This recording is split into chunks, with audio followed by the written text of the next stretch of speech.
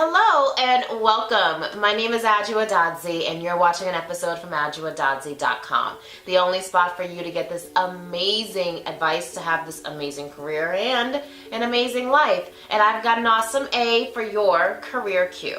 Today's question comes from Katie and she writes, I've been with my company for about 8 years and my favorite boss ever recently retired.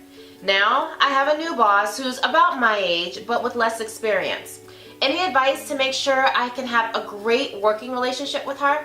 Thanks, Katie. Hey Katie, thank you so much for asking that question. As baby boomers exit the organizations to retire, we are starting to see more millennials or maybe even some Gen Xers assume the positions of leadership that were previously held by baby boomers. So that does mean that it's probably going to be more common for people to have leaders that are about the same age as them or maybe even younger.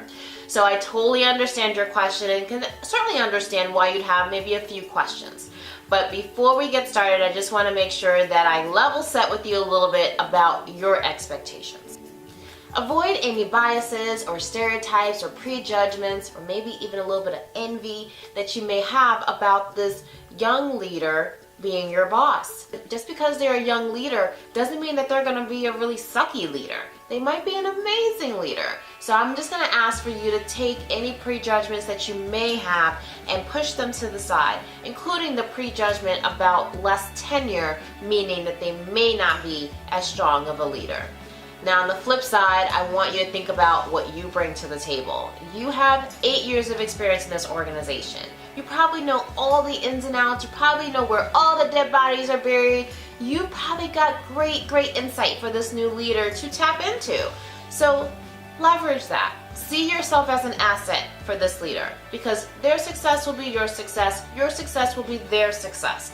So be open to sharing ideas, open to sharing historical perspective because this new leader is going to need you.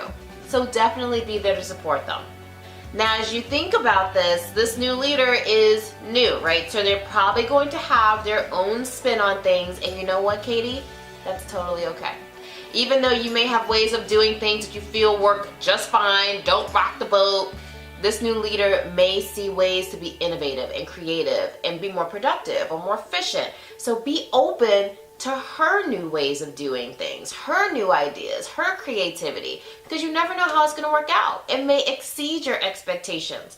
But in order for you to have this really great working relationship that you said you wanted, you're going to need to be open to her way of doing things, even if it's different than what you've been used to doing. And now I want to share with you one of my favorite quotes. My own team has heard me use this 100 times. I think they might be getting a little bit sick of it, but assume positive intent. Whenever you assume positive intent, conversations and relationships tend to build faster and in a more positive way. So this leader's new, I get it. Yeah, they may want to change things, I get it. Yeah, they may not always be as open to what you want to do, I get it. But regardless of whatever things are happening that you don't love in terms of your interaction with this new leader, just assume that it's coming from a good place. Assume that it's coming from this leader wanting to do what's absolutely best for the team and assume their positive intention behind their actions. That way you don't get caught up in thinking, oh, here goes this new leader. Oh, she's so young. Oh, she's so inexperienced. You don't want to get yourself caught up in that. If you assume positive intent, you go in thinking that this person absolutely wants the best for you. And how in the world can you ever establish a bad relationship with a person who you inherently believe wants the best for you and your team? That's why assuming positive intent has some really beneficial ramifications. Now, hopefully you found this video helpful. And because you found it so helpful, you're going to share it, right? Of course you are. So please do go ahead and share this with everyone you know who you think can benefit from the advice that I shared today. And if you've got some serious FOMO going on, I get it. So I want to make sure you don't miss out. So go ahead and sign up for our email updates over at adjuadodzi.com so you can know everything new that I'm dropping, and I'll just send it straight into your inbox